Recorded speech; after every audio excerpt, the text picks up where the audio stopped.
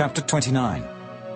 Moreover, Job continued his parable and said, Oh, that I were as in months past, as in the days when God preserved me, when his candle shined upon my head, and when by his light I walked through darkness, as I was in the days of my youth, when the secret of God was upon my tabernacle, when the Almighty was yet with me, when my children were about me, when I washed my steps with butter, and the rock poured me out rivers of oil, when I went out to the gate through the city, when I prepared my seat in the street.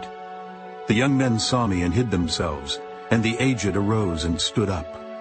The princes refrained talking and laid their hand on their mouth. The nobles held their peace, and their tongue cleaved to the roof of their mouth. When the ear heard me, then it blessed me. And when the eyes saw me, it gave witness to me. Because I delivered the poor that cried, and the fatherless and him that had none to help him. The blessing of him that was ready to perish came upon me, and I caused the widow's heart to sing for joy. I put on righteousness, and it clothed me. My judgment was as a robe and a diadem. I was eyes to the blind, and feet was I to the lame. I was a father to the poor, and the cause which I knew not I searched out. And I brake the jaws of the wicked, and plucked the spoil out of his teeth. Then I said, I shall die in my nest, and I shall multiply my days as the sand. My root was spread out by the waters, and the dew lay all night upon my branch. My glory was fresh in me, and my bow was renewed in my hand. Unto me men gave ear, and waited, and kept silence at my counsel. After my words they spake not again, and my speech dropped upon them. And they waited for me as for the rain, and they opened their mouth wide as for the latter rain. If I laughed on them, they believed it not, and the light of my countenance they cast not down. I chose out their way, and sat chief, and dwelt as a king in the army, as one that comforteth the mourners. Chapter 30. But now they that are younger than I have me in derision, whose fathers I would have disdained to have set with the dogs of my flock. Yea, whereto might the strength of their hands profit me, in whom old age was perished? For want and famine they were solitary, fleeing into the wilderness in former time, desolate and waste, who cut up mallows by the bushes, and juniper roots for their meat. They were driven forth from among men. They cried after them as after a thief, to dwell in the cliffs of the valleys, in caves of the earth and in the rocks. Among the bushes they brayed, under the nettles they were gathered together. They were children of fools, yea, children of base men. They were viler than the earth. And now am I their song. Yea, I am their byword. They abhor me. They flee far from me, and spare not to spit in my face. Because he hath loosed my cord and afflicted me, they have also let loose the bridle before me. Upon my right hand rise the youth. They push away my feet, and they raise up against me the ways of their destruction. They mar my path, they set forward my calamity, they have no helper. They came upon me as a wide breaking in of waters. In the desolation they rolled themselves upon me. Terrors are turned upon me, they pursue my soul as the wind, and my welfare passeth away as a cloud. And now my soul is poured out upon me. The days of affliction have taken hold upon me. My bones are pierced in me in the night season, and my sinews take no rest. By the great force of my disease is my garment changed. It bindeth me about as the collar of my coat. He hath cast me into the mire, and I am become like dust and ashes. I cry unto thee, and thou dost not hear me. I stand up, and thou regardest me not. Thou art become cruel to me. With thy strong hand thou opposest thyself against me. Thou liftest me up to the wind. Thou causest me to ride upon it, and dissolvest my substance. For I know that thou wilt bring me to death, and to the house appointed for all living. Howbeit he will not stretch out his hand to the grave, though they cry in his destruction. Did not I weep for him that was in trouble? Was not my soul grieved for the poor? When I looked for good, then evil came unto me. And when I waited for light, there came darkness.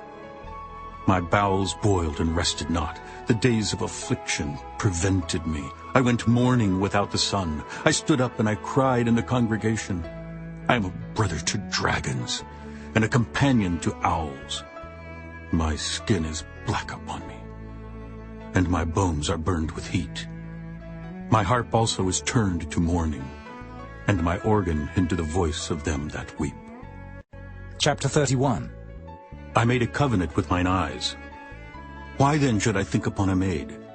For what portion of God is there from above? And what inheritance of the Almighty from on high? Is not destruction to the wicked, and a strange punishment to the workers of iniquity? Doth not he see my ways, and count all my steps?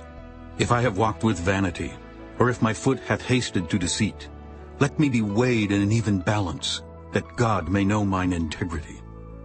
If my step hath turned out of the way, and mine heart walked after mine eyes, and if any blot hath cleaved to mine hands, then let me sow, and let another eat.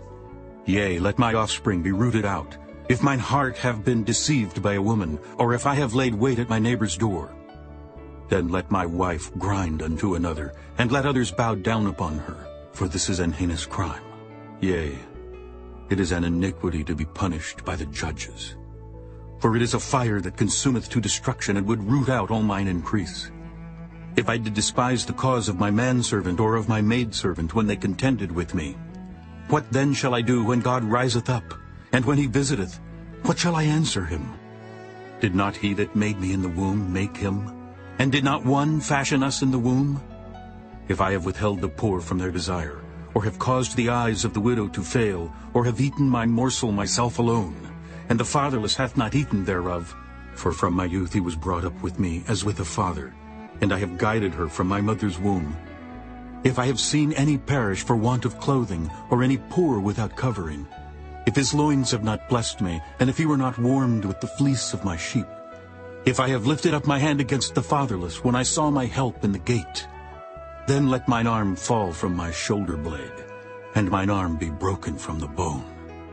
For destruction from God was a terror to me, and by reason of his highness I could not endure. If I have made gold my hope, or have said to the fine gold, Thou art my confidence. If I rejoiced because my wealth was great, and because mine hand had gotten much, if I beheld the sun when it shined, or the moon walking in brightness, and my heart hath been secretly enticed, or my mouth hath kissed my hand, this also were an iniquity to be punished by the judge. For I should have denied the God that is above. If I rejoiced at the destruction of him that hated me, or lifted up myself when evil found him, neither have I suffered my mouth to sin by wishing a curse to his soul. If the men of my tabernacle said not, Oh, that we had of his flesh, we cannot be satisfied. The stranger did not lodge in the street, but I opened my doors to the traveler. If I covered my transgressions as Adam, by hiding mine iniquity in my bosom, did I fear a great multitude? Or did the contempt of families terrify me that I kept silence, and went not out of the door? Oh, that one would hear me. Behold, my desire is that the Almighty would answer me, and that mine adversary had written a book.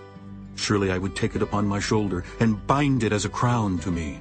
I would declare unto him the number of my steps. As a prince would I go near unto him. If my land cry against me, or that the furrows likewise thereof complain, if I have eaten the fruits thereof without money, or have caused the owners thereof to lose their life, let thistles grow instead of wheat, and cockle instead of barley.